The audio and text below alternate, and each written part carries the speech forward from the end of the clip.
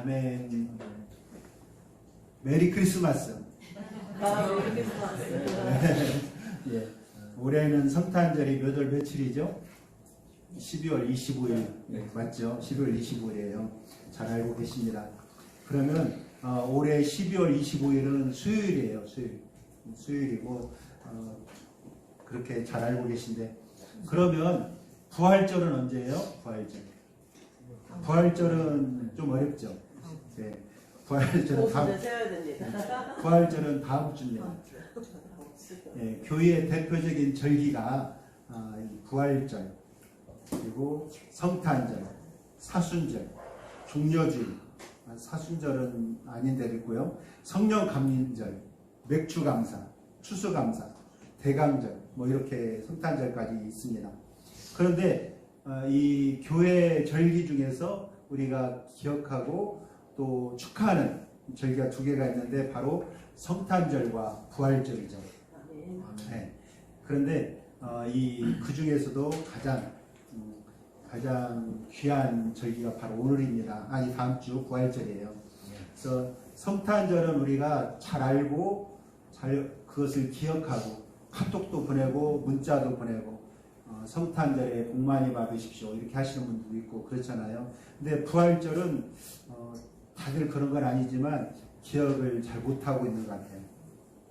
언제인지도 모르고, 또 달력에 보면은 부활절은, 성탄절은 12월 25일 딱 정해져 있잖아요. 그런데 이 부활절은 그날이 주일이고, 그런데 잘 우리가 모르고 있어요. 어떤 기준이 있을까 생각을 해봅니다. 3월 22일부터 4월 25일 사이에, 그 사이에 부활절이 있어요. 그리고 정확한 날짜는 양력이 아니고, 양력으로 표시가 되지만 양력이 아니고 음력이에요. 그래서 음력에 따라서 가기 때문에 해마다 다릅니다. 여러분 춘분이라고 아실 거예요. 춘분. 춘분은 이 낮과 밤이 똑같은 날짜. 봄에는 춘분, 가을에는 추분. 그런데 이날에 농가에서는 봄보리를 갈아요. 우리 봄보리 안 갈았어요? 네, 이날에 봄보리를 갈아요. 그리고 논밭을 갈고, 그러니까 농사를 시작하는 날이 바로 이날입니다. 또 겨울 동안에 얼었다가 녹으면 담이 좀 부실해지니까 담도 고치고, 오늘 이날에 어린 쑥이나 또 우리 나순개라고 그랬는데 그게 뭐죠? 달래, 냉이, 이런 것을 캐러 나갑니다. 그런데 이 부활절은 그 춘분이 지난, 춘분부터 세서 15일이 아니라 춘분 바로 다음 날일 수도 있고, 지나고 한 15일 지나서일 수도 있고 그래요. 근데 춘분 지나서 보름, 춘분이 지나서 만월이 뜬 그 날, 그날부터, 그날 다음의 주일, 만월이 뜬 다음 주일이 바로 부활절입니다. 그러니까 춘분 지나서 보름 지나고 주일이 부활절이거든요. 그리고 그 날부터 거꾸로 40일을 세가지고 40일을 센 것이 사순절. 사순절이에요. 이 사순절은 헬라어로 테살코스테라고 하는데 40일의 기념일이란 말이에요. 40일의 기념일. 올해 사순절은 2월 14일부터 3월 30일까지. 이 사순절 하니까 얼마 전에 우리 교회에서, 얼마 전에 올해 좀 오래됐어요. 그 전에 우리 교회에서 시집간 한 자매가 생각이 나네요. 그 자매가 걱정을 막 하는 거예요. 그래서 무슨 걱정을 하십니까? 그러니까 사순절 날짜, 결혼 날짜를 잡았는데 사순절 안에 잡아서 너무나 고민이라고. 그렇게 너무 고민하지 마시고 결혼하셔도 됩니다. 그렇게 이야기하는 기억이 납니다. 그런데 2월 14일부터 3월 30일까지 사순절 40일 동안이라고 했는데 생각해보니까 날짜가 좀 긴 것 같아요. 40일 더 뒤죠? 그죠? 왜 그러냐면 그 사이에 끼어있는 주일은 제외하고 주일은 빼고 40일, 이것이 사순절입니다.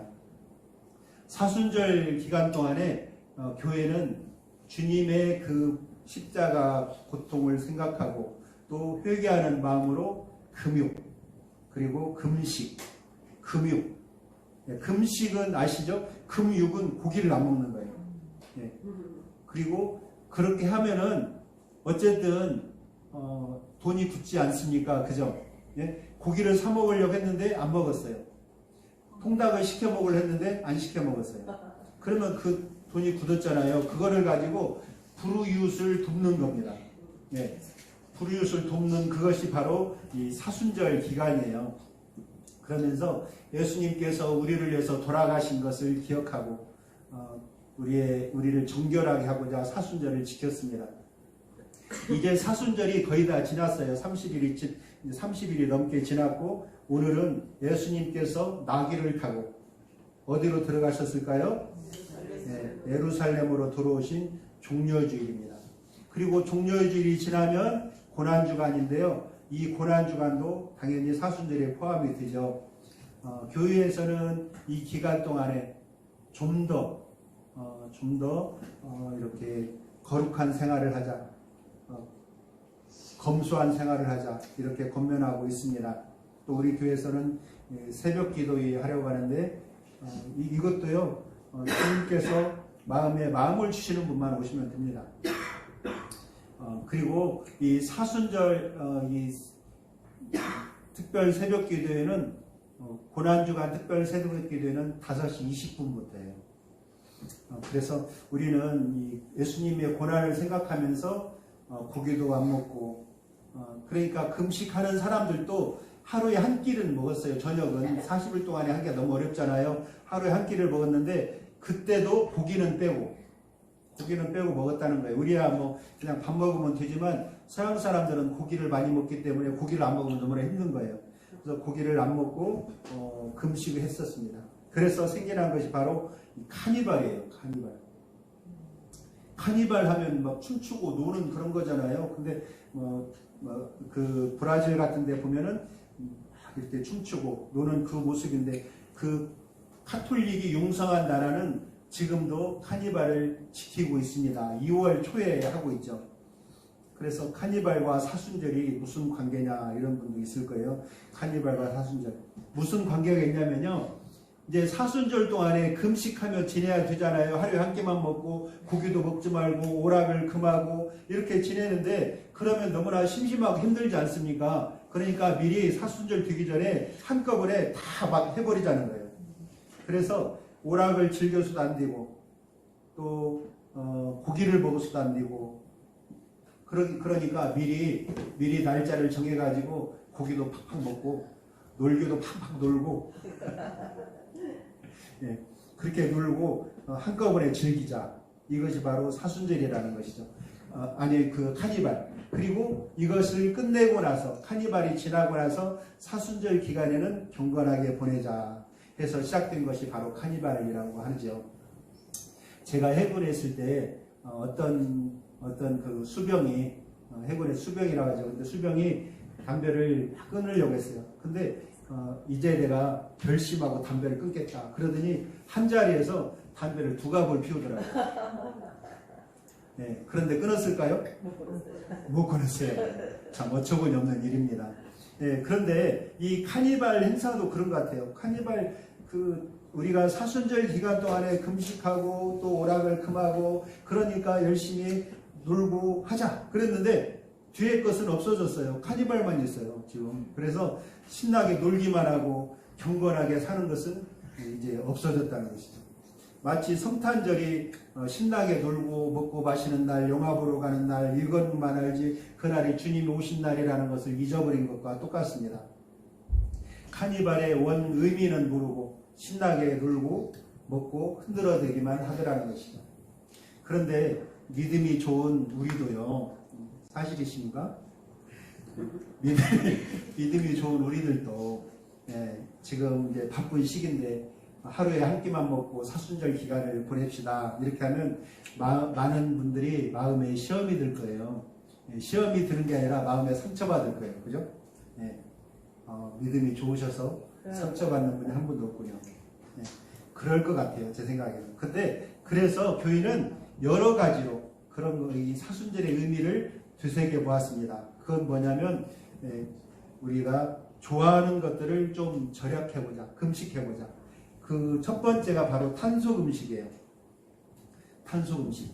탄소 음식이라는 것은 뭐냐면 기후 변화에 대응해 가지고 온난화되고 있잖아요. 그것에 대응해서 우리가 이제 그 전기를 아껴 쓰자, 인터넷을 조금만 쓰자, 또 스마트폰도 조금만 하자, 종이도 아껴 쓰자, 담배나 술, 또 커피, 과식, 또 게임 이런 것들 자신들이 너무나 좋지 않은 습관이나 많이 하는 것들을 최소한으로 줄이자. 이것이 바로 교회에서 하는 것이죠.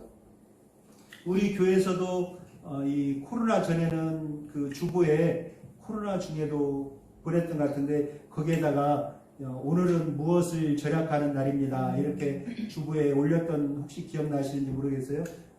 전혀 기억이 안 나시나 보군요.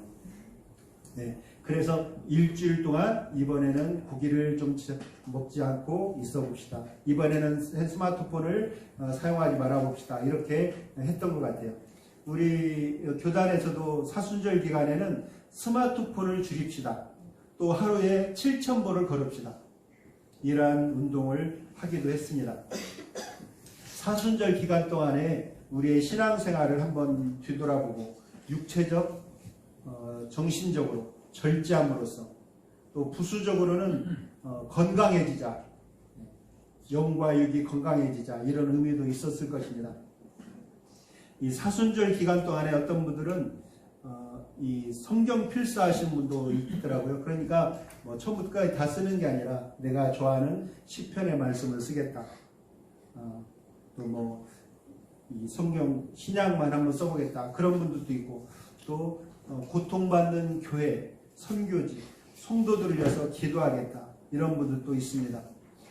우리 사랑하는 성도 여러분, 우리 남은 고난 주간만이라도 한번 절제하고 고통받는 이웃을 돌아보고 우리의 죄를 대신 지고 가신 주님을 기억하시는 그러한 한 주간이 되기를 바랍니다. 네. 오늘 본문 읽으셨는데요. 오늘 읽으신 본문은 그 예수님께서 이 땅에 계셨을 때 마지막 일주일 고난 주간과 십자가를 지신 그 기간 처음 시작하는 날이에요. 그래서 다른 이름으로는 이 날을 종려주일이라고 합니다. 예수님을 환영하는 마음으로 종려나무 잎사귀를 들고 갔었죠. 들고 가서 흔들면서 이렇게 주님을 환영했습니다. 이제 예수님은 3년 반 동안의 그 공생의 기간을 마무리하시면서 인류 구원의 최종 사역, 그것을 이제 완수하시기 위해서 예루살렘에 공식적으로 입성하는 장면입니다. 예수님의 제자는 12명이죠. 예수님의 제자는 12명인데 제자들을 부르고 그들을 양육해야 됐어요. 여러분도 이제 전도를 해서 교회에 모시다 놓으면은 양육해야 돼요. 그분과 함께 성경 공부도 하고 또 여러 가지 교회 이런저런 것들도 알려주고 하면서 해야 되는데 예수님께서는 제자들과 함께 다니면서 3년간을 양육을 하셨습니다. 그리고 그 시간이 필요하잖아요. 3년 제자들을 불렀는데 갑자기 세례 요한처럼 감옥에 갇히면 어떻게 되겠습니까? 또 십자가를 지시면 안 되잖아요. 그래서 그 동안에는 병을 고치고 나서도 소문내지 마라. 아무에게도 알리지 마라. 이렇게 말씀을 하셨습니다. 그리고 이제 광야에서 복음을 가르치셨고요. 광야에서도 많이 가르쳤고 도시에서 안 가르쳤어요. 광야에서, 바닷가에서 복음을 전하셨습니다. 그리고 이제 사람들에게 이 자신에 대해서 말하지 마라 이렇게 알려주셨잖아요. 그런데 이제 양육을 받은 제자들이 어느 정도 신앙의 성장이 되었습니다. 그래서 이제 변화산에 올라갔어요. 변화산에 올라가서 자신을 나타내셨죠. 나는 제자들이 아직까지 잘 모르고 있는 그 상태에서 내가 하나님의 아들이다. 이런데 사랑하는 아들이다. 그것을 알려주셨던 것입니다. 그리고 이제 내려와서 베드로에게 제자들에게 물어보죠. 너희는 나를 누구라고 하느냐. 그때 제자들이 베드로가 뭐라고 하셨죠? 별명이 베드로이신 우리 김 집사님은 말씀해 주시죠. 저는 그리스도신 살아계신 하나님의 아들입니다. 네. 우리 김 집사님이 별명이 베드로예요. 네. 저는 그리스도시요 살아계신 하나님의 아들입니다.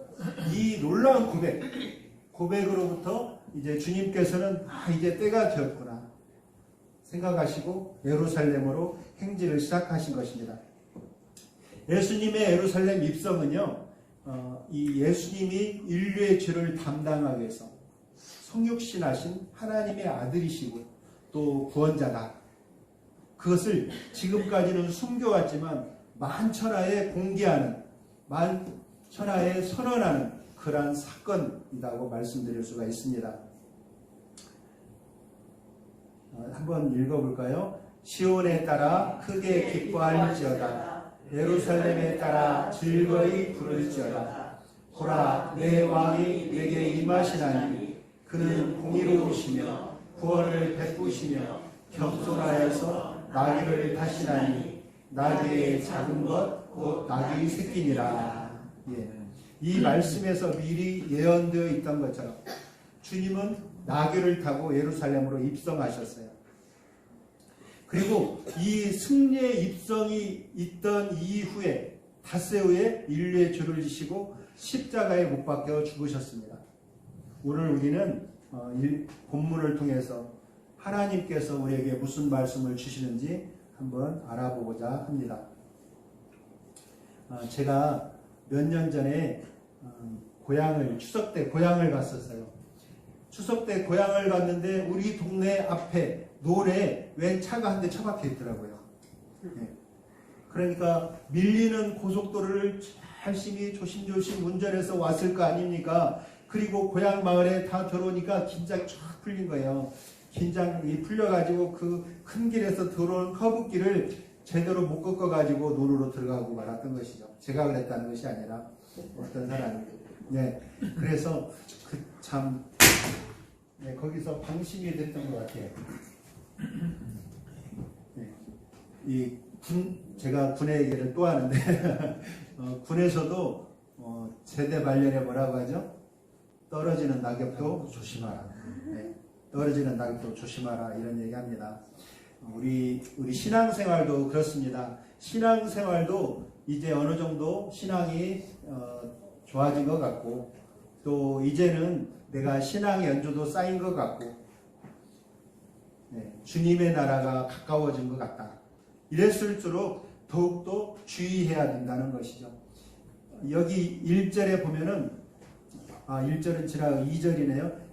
백박에라는 마을인데 여기에서 주님이 말씀하세요. 맞은편 마을로 가라. 그리하면 곧 매인 나귀와 나귀 새끼가 함께 있는 것을 보리니 풀어서 내게로 오라. 네, 가서 나귀와 그 새끼를 끌고 오라는 말씀입니다. 지금까지도 잘 걸어 다녔었던 길이에요. 처음 가는 길 아닙니다. 잘 걸어 다니셨고 또 쉬운 길입니다. 지금은 언덕길을 올라왔는데 저 뒤에 우리 일부러 사진을 펼쳐놓았는데요. 거기가 베다니에서 올라오는 길이에요. 근데 그 길을 잘 오셨어요. 이제 예루살렘이 보이는 언덕입니다. 그곳에서 굳이 번거롭게 지금까지 타지 않은 나귀를 끌고 오라고 말씀을 하셨어요. 왜 그랬을까요? 예수님은 지금까지 하나님의 말씀대로 살아오셨습니다. 그분의 입에서 나온 말도 하나님께서 전해주신 말이고 그분이 살아오신 것도 하나님의 말씀대로 살아온 것입니다. 주님이 공생에 걸어온 모든 것은 아버지의 뜻대로 살아온 것이라는 것이죠. 또한 선지자들의 예언을 이루기 위해서 살아오신 것입니다. 성취, 예언의 성취라는 것이죠. 오늘 나귀를 타신 것도 바로 그 예언의 성취라는 것입니다. 주님은 고난이면서도 또 영광의 길, 영광의 길입니다. 곧 영광을 받으시기 전에 그 예루살렘 입성을 앞두고 준비하고 계시는 것이죠. 말씀대로 또 준비하는 것입니다. 예언을 이루시는 것입니다. 주님께서는 이제는 좀 방심할 만도 할 때 더욱더 철저히 준비하고 계셨던 것입니다. 하나님께서 우리에게 주셨던 첫 번째 말씀입니다. 예루살렘은 천국을 상징하는 거예요. 우리도 우리도 모두 천국을 향해서 가는 사람들인데 누가 먼저 천국에 갈지 아무도 몰라요. 제가 제일 먼저 갈지도 모릅니다. 하나님 이뻐하셔가지고 제일 먼저 갈 수도 있겠지만 누가 먼저 갈 줄은 모르겠지만 그래도 우리 생각에 나는 이러한 이유로 다른 사람보다 천국에 빨리 갈 것 같구나, 예루살렘에 먼저 갈 것 같구나, 이런 생각을 하시는 분들도 있을 거예요. 그죠? 그럴수록 우리는 더욱더 준비를 철저히 해야 된다는 것이죠. 다른 사람보다 먼저 간다라고 할 때, 그럴 때에도 준비하라는 것이죠. 우리 한번 말씀 읽어보겠습니다. 아모스. 그러므로 이스라엘아, 내가 이와 같이 네게 행하리라. 내가 이것을 네게 행하리니 이스라엘아, 내 하나님 만나기를 준비하라. 아멘. 네. 굳이 네가 먼저, 내가 먼저, 앞서거니 뒤서거니 이렇게 하지 않더라도요, 우리의 삶은 길지 않은 인생입니다. 예루살렘, 천국이 멀지 않은 짧은 인생이죠. 예전에야 900살 사신 분도 성경에 나오지만 우리 인생은 100년, 110년까지 사신 분도 있긴 있습니다. 그렇다고 해도 긴 인생은 아닙니다. 우리는 천국 가서 하나님 만나기를 준비해야 될 것입니다. 말씀 한번 또 같이 읽어보겠습니다. 약속하신 이는 믿으시니 우리가 믿는 도리의 소망을 움직이지 말며 굳게 잡고 서로 돌아보아 사랑과 선행을 격려하며 모이기를 패하는 어떤 사람들의 습관과 같이 하지 말고 오직 권하여 그날이 가까움을 볼수록 더욱 그리하자. 아멘. 여러분, 우리는 때가 들수록 하나님 만날 준비에 더욱 열심을 내야 됩니다. 지금까지 열심히 준비했는데도 주님이 오실 그때의 준비가 잘 안 돼 있으면 어리석은 그 처녀들처럼 불이 꺼져가는 거예요. 기름을 준비해야 되는 거예요. 우리는 변함없는 믿음과 소망을 갖고 하나님과 이웃을 사랑하며 주님 만날 때를 준비해야 된다는 것입니다. 그러한 저와 여러분 되시기를 바랍니다. 어떤 준비를 안 하고 싶으신가 봐요. 아멘 소리가 너무 작았습니다. 그러한 저와 여러분 되시기를 바랍니다. 아멘. 예. 어떤 교회에 가면은 나는 이제 장로가 되었으니까 신앙생활도 조금만 해야지, 슬슬 해야지, 이런 분들도 있어요. 봉사활동이 꼭 신앙생활은 아니지만 교회에서 봉사하다가도 장로가 되니까 안 하시는 분들도 있더라고요. 또 연세가 들어서 나는 이제 연세가 들어서 신앙생활이 약해졌어, 교회도 한 달에 한 번만 가야지, 이런 분들도 있다는 것이죠. 그러나 중요한 것은 주님 만날 준비는 매일 해도 부족하다는 것입니다. 매일 기도하고 주님 말씀 읽고 찬양하면서 준비해야 되는 것이죠. 예루살렘 성에서도 주님 만날 날을 준비하던 시므온과 안나라는 사람이 있었어요. 100살이 넘었다고 합니다. 그런 사람들이 있었어요. 그리고 기도하며 기다리는, 그렇게 기도하며 기대하며 기다리는 저와 여러분 되기를 소망합니다. 직장에서도 준비를 잘 안 해놨는데 불시점검이 나오는 때가 있어요. 불시점검이 나오면 당황스럽죠. 그래, 당황스럽습니다. 그리고 준비 없이 있는 사람은 불난데서 구원받은 자 같을 것이다, 이런 얘기합니다. 불이 탔는데 구원을 받긴 했는데 불난 가운데서 몸만 구원을 받은 사람, 그렇게 될 수 있다라고 말하는 것이죠. 여러분, 우리는 그렇게 하지 말고 항상 하나님을 만날 준비하고 그날이 가까움을 볼수록 더욱 그리하는 저와 여러분 되시기를 바랍니다. 그러므로 깨어있으라. 어느 날에 주가 임하는지 너희가 알지 못함이니라. 아멘. 두 번째로는 우리의 가진 것을 주님께 드리면 귀하게 사용하신다, 이 말씀입니다. 주님의 말씀에 순종해서 제자들은 건너편 마을로 갔어요. 그곳에 매어있는 나귀, 그 새끼를 보게 됩니다. 이 7절 나귀와 새끼를 끌고 와서 자기들의 겉옷을 그에 얹음에 예수께서 타셨다. 예수님께서 예루살렘에 입성하려고 나귀를 타시는 모습입니다. 그런데 그 나귀는 나귀 새끼라고 그랬어요. 지금까지 안장을 얹어본 적이 없는 나귀예요. 그러니까 제자들은 자신들의 옷을 벗어서 그 위에 깔았습니다. 또 다른 사람들은 바닥에 깔았습니다. 그들이 입었던 옷이 푹신한 밍크 코트 당연히 아니겠죠. 또 신할산 아주 비싼 그런 옷도 아닐 겁니다. 이탈리아산 소가죽도 아닐 거예요. 그들은 지금까지 입고 있던 먼지 쓸고 땀내나는 그런 겉옷을 기꺼이 깔아드렸습니다. 그러니 그것이 무엇이 되었어요? 주님의 보좌가 되었습니다. 내가 땀내나는 겉옷을 깔았지만 그것은 보좌가 됐다는 것이죠. 성도 여러분, 우리가 우리의 작은 것을 주님께 드릴 때 주님은 그것을 귀하게 사용하십니다. 한 아이가 보리떡 5개와 물고기 2마리를 드렸어요.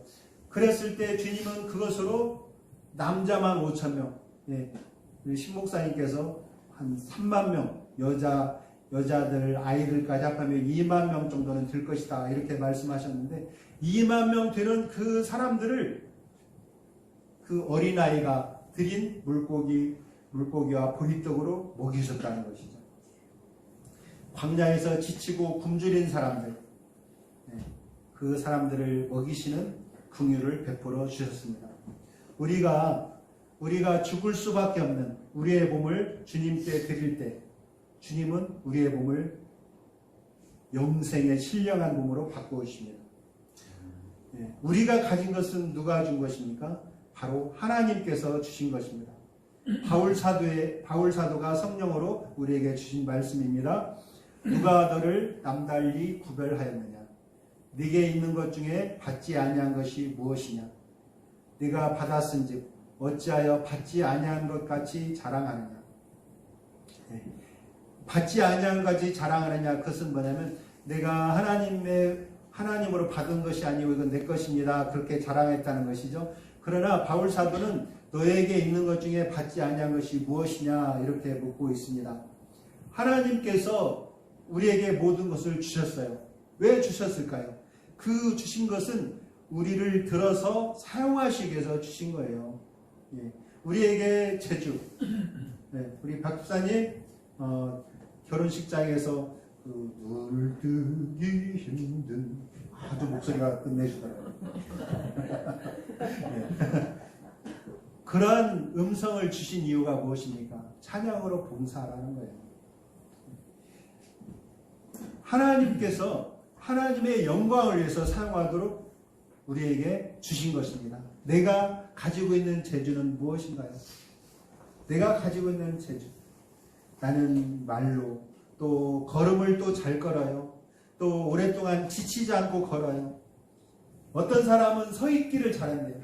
서 있기를 잘하는 재주가 있답니다. 그래서 서가지고 전도지를 나눠주는 이러한 귀한 사역까지도 감당하는 분도 있습니다.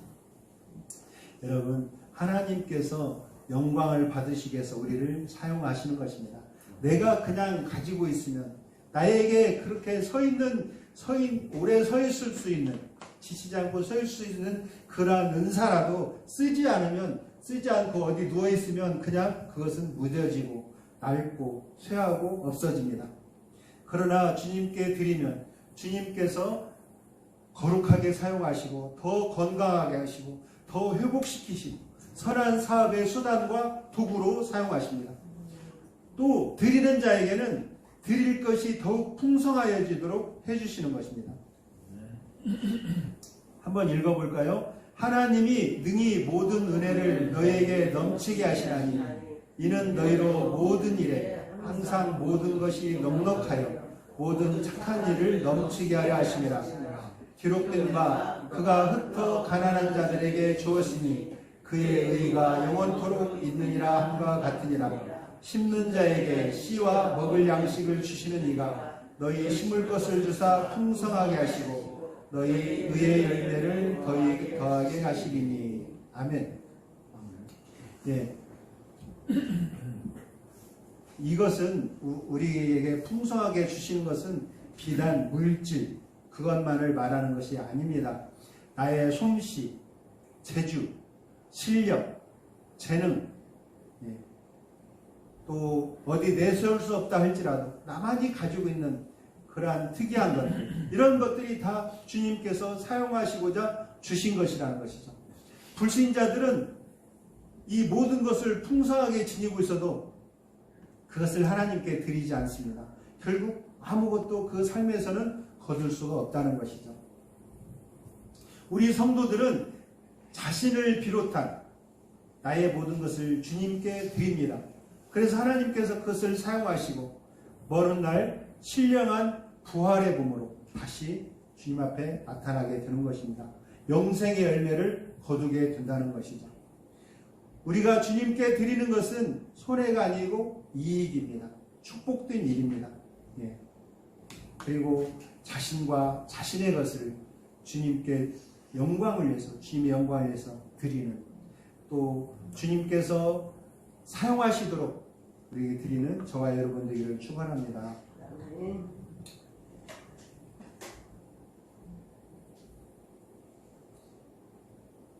우리 성도가 자신의 모든 것을 주님께 드리고 또 신령한 몸으로 다시 부활하는 것이죠.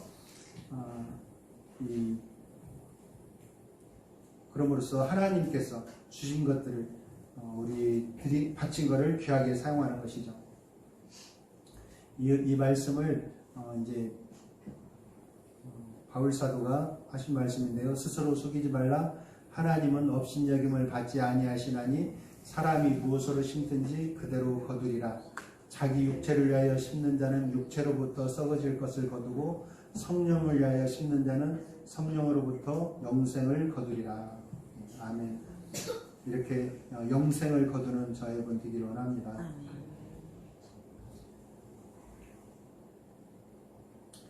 군중들이 이제 예루살렘으로 입성하시는 주님을 보면서 호산나 찬송하려로다 이렇게 외쳤습니다. 오는 우리 조상 다윗의 나라여 가장 높은 곳에서는 호산나. 여기에서 이제 호산나라는 말은 바로 이거예요. 여호와여 구하옵나니 이제 구원하옵소서. 여호와여 우리가 구하옵나니 이제 형통하게 하옵소서, 이란 뜻입니다. 군중들은 주님을 지극히 높은 곳에서 오는 하나님의 메시아다 이렇게 소리쳤지만 그들의 구원에 관한 기대는 조금 달랐어요. 하나님께서 보내신 이 내용과는 조금 달랐습니다. 그들은 그 옛날의 다윗 왕, 강력한 왕 다윗처럼 또 몇백 년 전에 있었던 마카비 왕조 같은 군사적인, 정치적인 그러한 메시아를 원했던 것입니다. 우리를 압제하고 핍박하고 세금을 걷어가는 저 로마를 몰아내고 이제 새 나라를 세워서 우리에게 평화를, 안정을, 행복을 주실 것이다. 이렇게 기대했다는 것이죠. 우리가 원한 구원이 바로 그거였어요. 우리를 로마의 압제로부터 구원하시기를, 또 빈곤으로부터 구원하시기를, 또 병으로부터 구원하시기를. 그러나 세상의 구원을 기다리던 그들의 기대는 무너졌습니다. 주님은 세상의 나라가 아니라 영원한 하늘나라를 그들에게 주실 분이시기 때문입니다. 그들은 주님이 주실 영생의 구원을 알지 못했고 또 그래서 실망했어요. 그래서 그들이 선택한 것은 바라바라는 것입니다. 강도를 선택했어요. 그리고 예수님을 십자가에 못 박았습니다.